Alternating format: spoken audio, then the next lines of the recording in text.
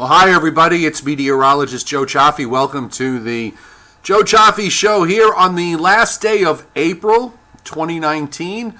We are moving right along with a third of the year already over with. Hard to believe. It just seemed like yesterday we were just turning over to 2019, and it's already 4 months done. But got a very busy night with severe weather going on. We've got a blocking pattern that is set up in the atmosphere that's going to keep things more miserable than not, at least for my area, eastern Pennsylvania to southern New England. We're going to talk about that.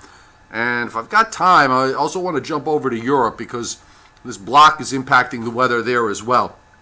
Let me just say right off the bat, folks, if you're watching this later on tonight, or even if you're watching this tomorrow morning, please remember that this is from starting at 7:30 Eastern Time on the 30th of April, so anything that you see on radars and satellites are obviously dated. With regards to severe weather, you want to make sure you go to your local National Weather Service office to get the latest information, and you can access that by going to weather.gov. And we do have a very busy night going on here with severe storms. The Storm Prediction Center has actually raised the risk level to moderate in parts of Oklahoma and Arkansas and into a small corner of southwestern Missouri. We have 2 tornado watches working right now, 2 severe thunderstorm watches that are going on, and a lot of activity that is showing up on the radar. We also have a small risk of small area of marginal risk shown in northeastern Virginia and over eastern Maryland and Delaware in the Delmarva Peninsula, and there's a little looks like a comma of showers moving into eastern Pennsylvania. Those were actually stronger when they were in western PA a few hours ago, and they have since weakened. The radar is loaded tonight, and the shot here, let me just bring the radar up. We'll bring that up front and center here and start with that, because there are a lot of thunderstorms showing up, and the Weather Service radar was not working last night, but it is working tonight, thankfully. And here we go. Nice solid line of storms there running right across central Oklahoma, southeastern Kansas. Other strong cells breaking out through parts of Missouri and into Illinois. And then you've got the line that runs down from those Oklahoma storms into North Texas, and you have some strong thunderstorms breaking out there. So it looks like it's going to be busy for the next several hours or more. And we do have, I did happen to notice that at least as of right now, we have had already a number of severe thunderstorm and tornado warnings that have gone up. By the way, just to show you the area in the east, that weakening area that's moving east-southeastward, it's actually running into the marine layer that is just waiting to come back in for tonight and tomorrow in my area, where where not everybody, but a lot of you managed to grab some sunshine during the afternoon. Some of the coastal areas waited until about 5 or 6 o'clock to break wide open, but that area should die out. And with respect to other weather going on, we do have showers going on through parts of the northern plains. They had some pretty decent snows in the central Rockies. We still have some winter weather issues going on there. The West Coast is fairly quiet other than some scattered showers in Southern California. But this might be a good time at least to get that watches and warnings map up, just to show you the variety of weather that is happening. So here we go. Let's bring this up front and center. And I need to update this. For some reason, I'm not sure why that is. There are tornadoes. There's stuff missing here. Let me take a look. Hang on 1 second here, folks. Just want to pull it up on. Yep, I mean, it looks like the Weather Service is actually, they have been having some issues today on a number of their websites, but the flood watches are correct. I can show you the severe thunderstorm watches and the tornado watches separately. The flood watches are correct, running from north Texas through eastern Oklahoma, eastern half of Oklahoma, northeastward toward through the middle Mississippi Valley to right around the Chicago area. And we still have some working winter weather advisories and winter storm warnings up through parts of Wyoming, and a scattering of them still left up in the Colorado Rockies. So some winter weather there, and of course with the deep trough in the west, you've got some cold air and frosts and freezes going on in those small areas that you see in western Nevada, in and around Reno, northeastern California, and on up into parts of southeastern Idaho. The east is quiet, thankfully, and the west is also, as we said, quiet. Now let's come back to the severe weather.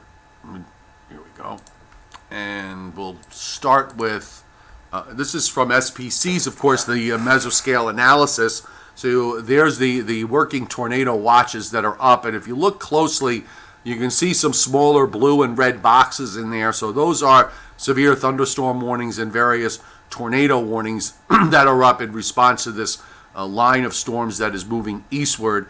The watch goes down right along the Texas-Oklahoma border, that particular watch.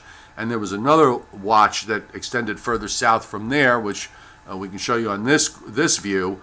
And they have this new the severe thunderstorm watch that has been put on the southwest end of all of this. So a busy night ahead for sure with regards to severe weather. And they're sitting on the other side of this frontal boundary, which is running from off the Atlantic, coming into the Delmarva Peninsula, running through northern Virginia, across West Virginia, and then you can see it just kind of snaking down through southern Missouri, right through western Oklahoma, and then lifts up into North Texas as I guess that's North Texas as a warm front, running into lower pressures that are still impacting back out in the Rockies. So the southern end of all of this is very warm. We have temperatures in the 80s.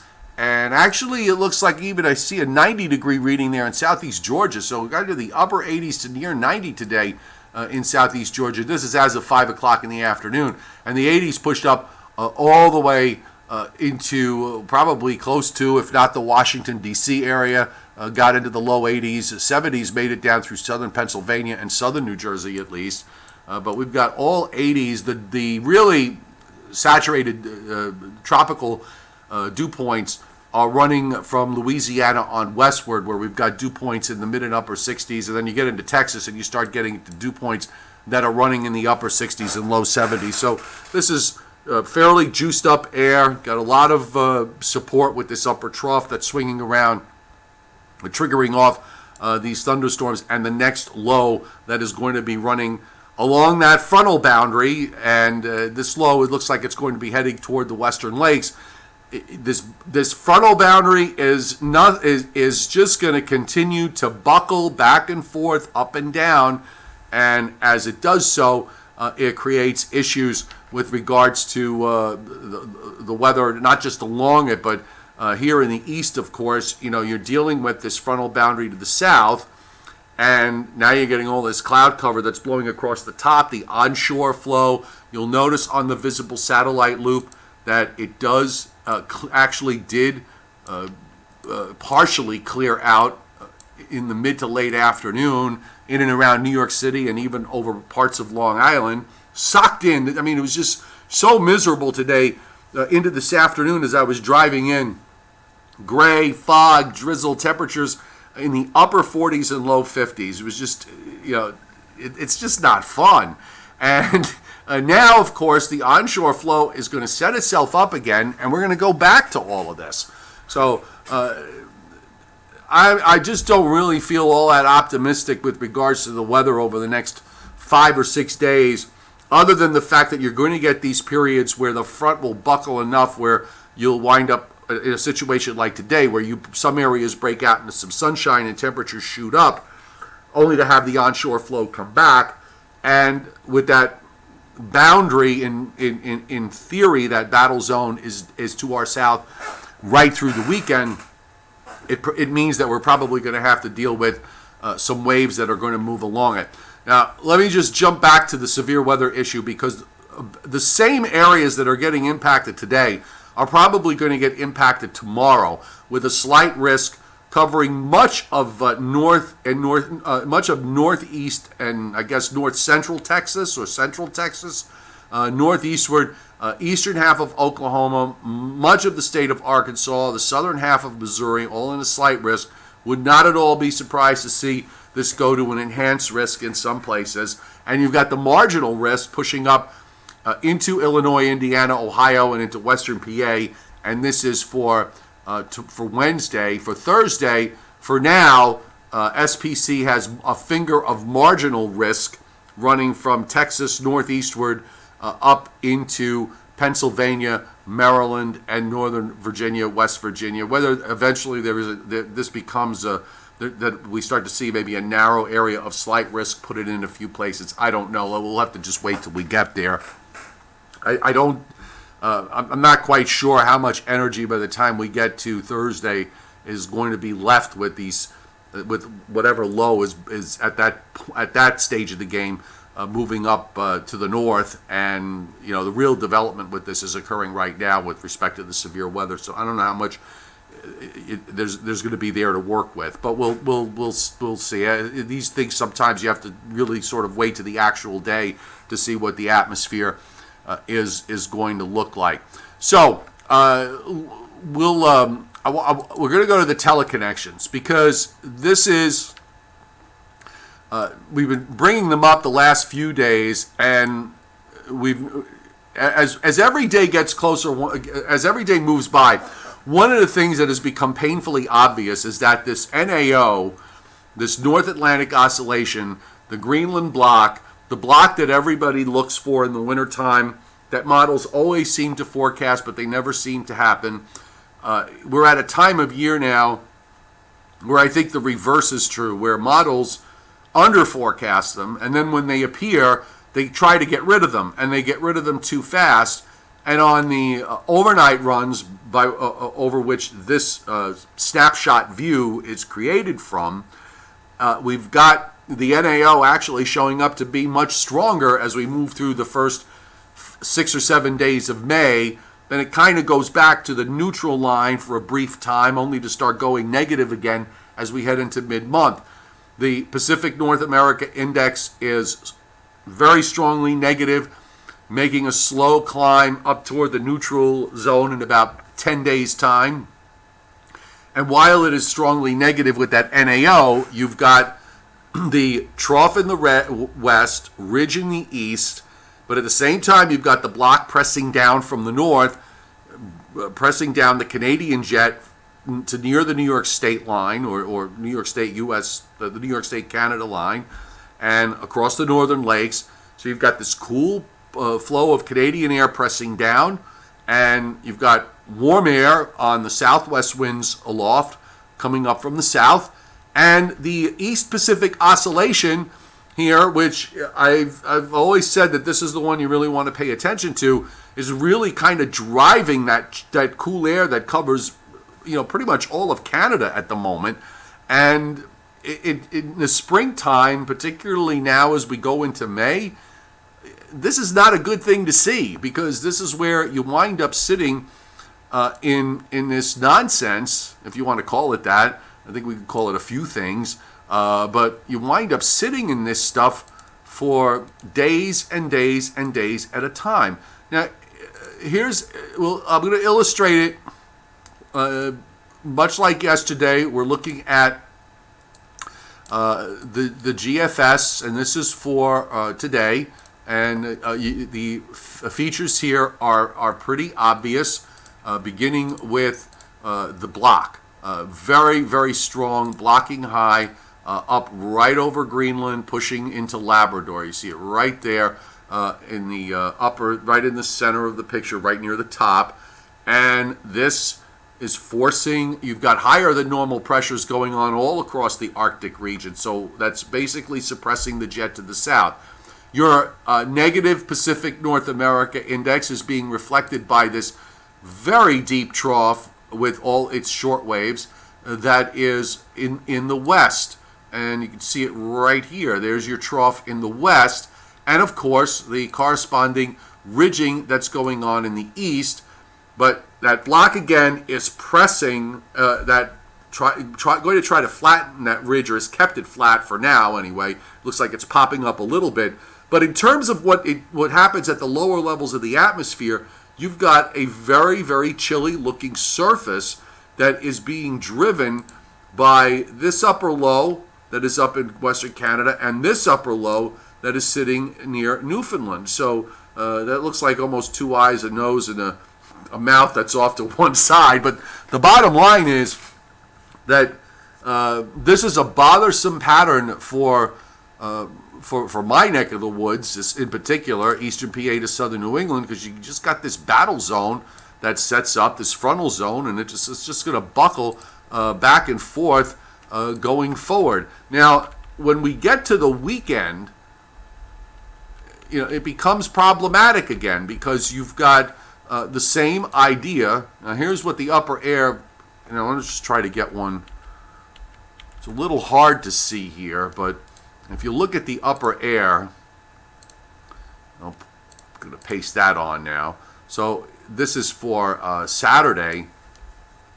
You still have the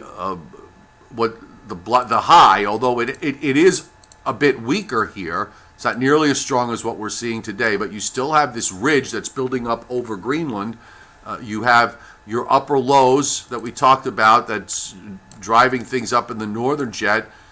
And now, of course, you've got this short wave that is moving in the southern stream coming into the east. This is not good. And I wonder whether we're going to be setting up for rain here for later Saturday into at least part of Sunday with all of this. It's just spring is awful. I've been using the word despise to describe my feeling with regards to the spring pattern. But here you have it, even going forward. It just, after this weekend, it kind of relaxes for a day or two. We get maybe a bit of a break. But, I think the key is going to be how the models handle whatever blockiness that we see up in Canada, up near Labrador, which by May 8th or 9th, there's still a bit of a blocking high there that is sitting. It's weakening, but it's there. So I wonder, I got to be really suspicious about now seeing runs where the block gets taken away, because the models may be, as I said earlier, they like to get rid of these things in the springtime a lot faster.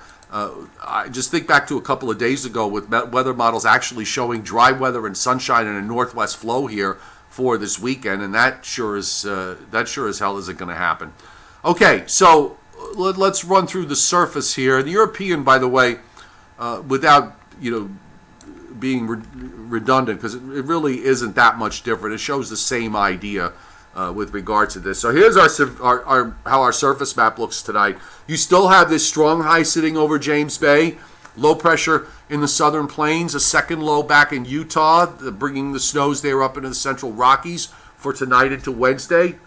Low runs into the lakes. You get your run of severe weather for Wednesday and Wednesday night. In the meantime, here in the east, of course, the onshore flow is getting set up, and it pushes down a little bit further south into back down maybe into northern Delaware by the time we get to Wednesday morning.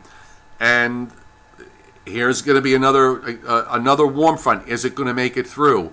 Thursday, I think, still is the day where there's a possibility that we can catch a time in there where the onshore flow will break enough and the warm front might edge up a bit further to the north that we could get into a day with warmer temperatures pushing up maybe into southern New England and maybe even into the coastal areas.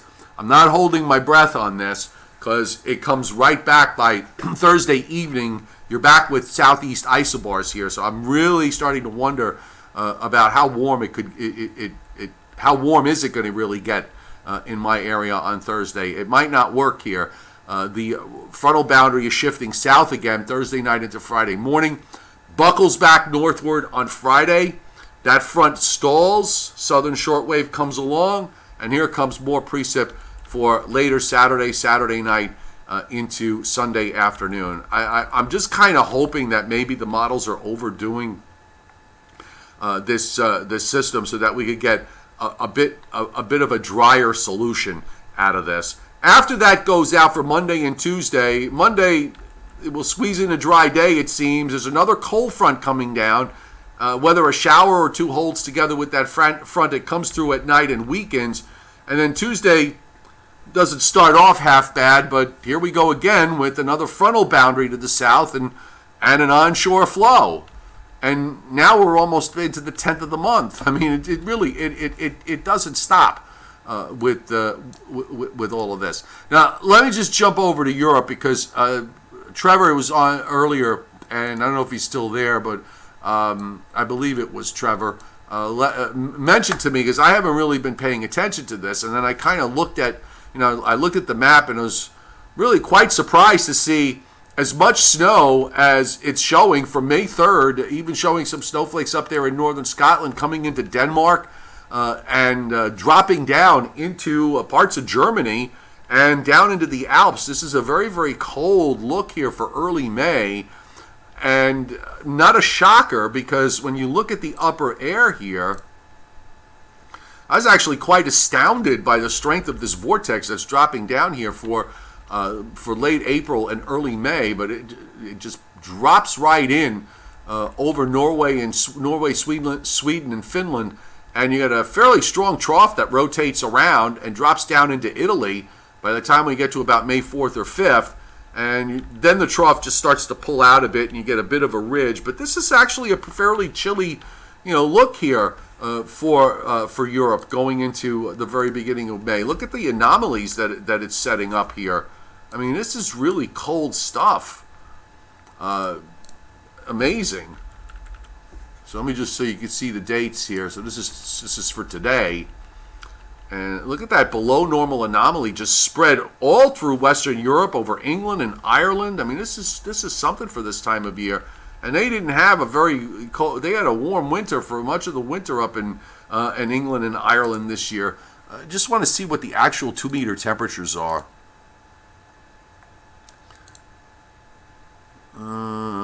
Okay, so now here's where I always got to remember that midnight is midnight when I look at these numbers.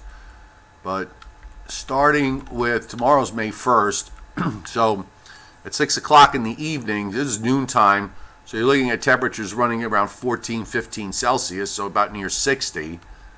And now let's get into that colder air. So this is actually in the 40s Friday at 6 p.m., and by Saturday, 6 a.m., you've got temperatures below freezing in parts of Ireland, England, and Scotland. And this is at midnight, Saturday night. The daytime highs are only in the 40s and down to near or below freezing. And look at the temperatures in Germany and in France, below freezing, even down in the 20s in some areas. I mean, this is amazing when you think about it. And then as we move into the week of May 6th, it starts to come back a little bit, but it's a very, very slow climb. That cold air gets pretty far south with the trough the way it is. It's going to be unusually cold all the way down even into the Mediterranean. Fascinating times. You get this blocking pattern that's set up now doing what it's doing.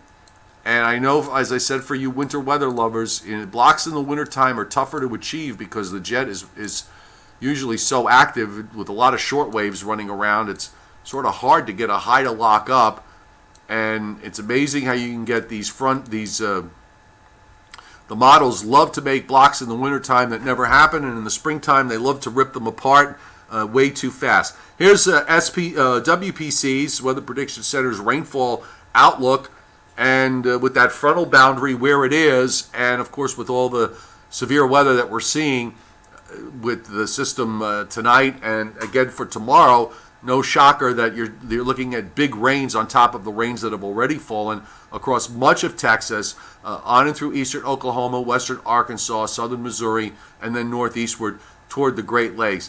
By the way, being a horse racing fan that I am, and of course we've got the Kentucky Oaks on Friday, which is for the 3-year-old fillies, the girl horses, and then Saturday the boys run in the Derby, and of course there are all sorts of other stakes races going on.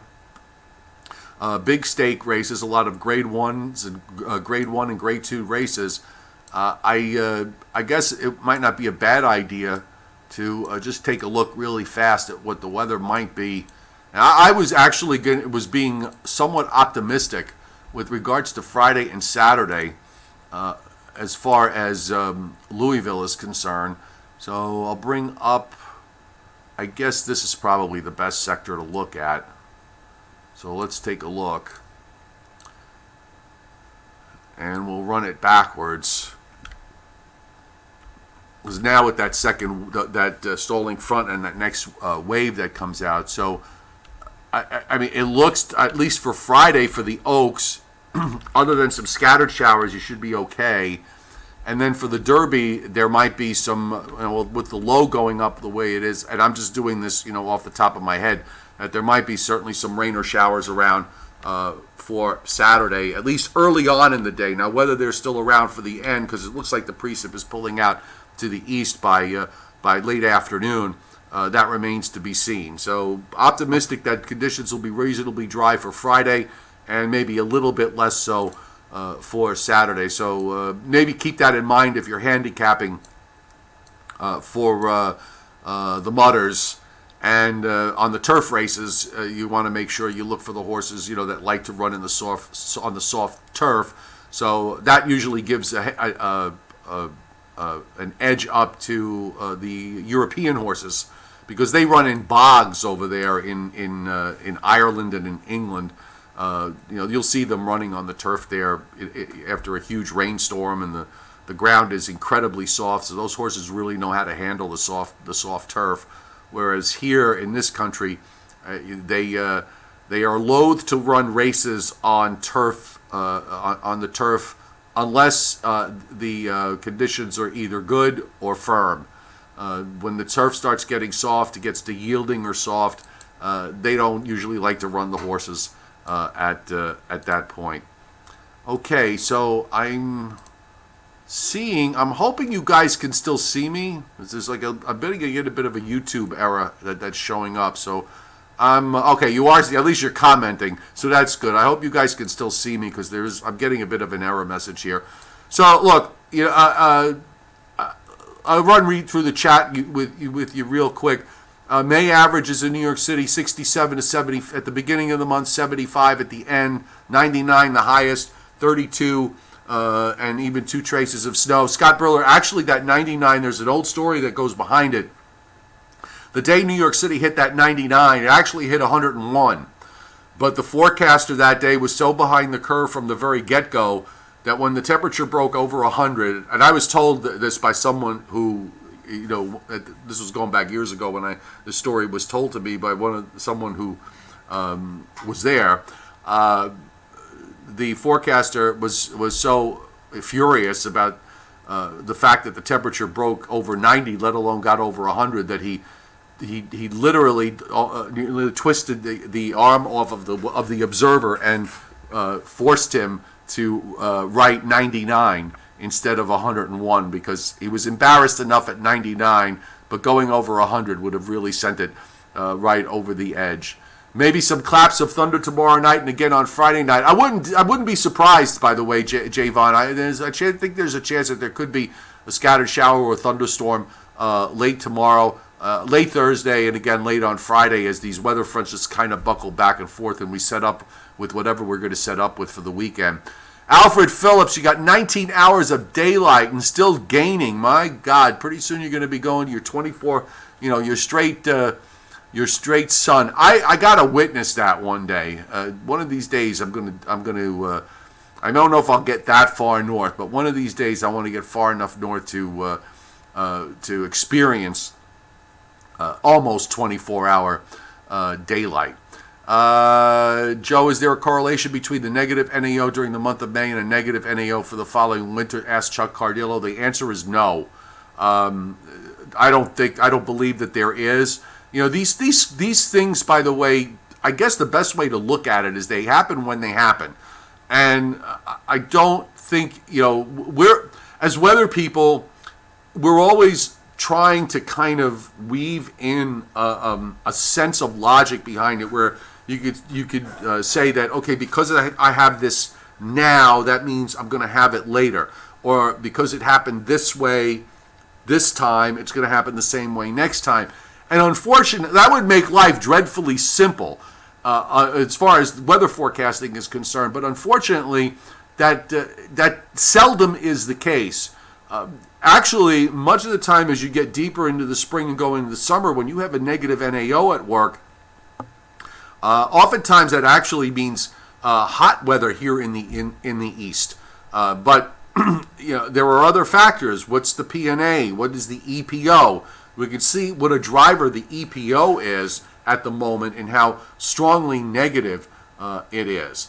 And that is something that, you know, with regards to those teleconnections, that's always been the one that I really put the most value in.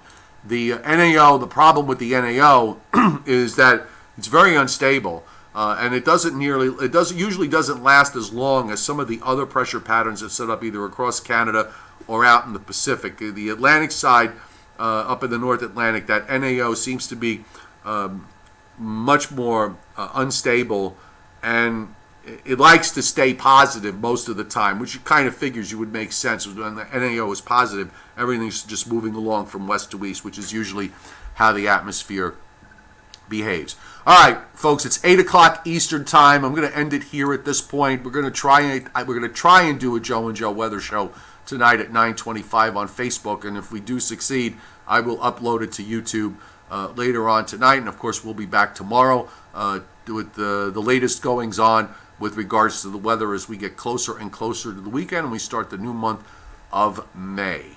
And I'm hungry, so it's dinner time. Have a good night, everybody. We'll see you tomorrow.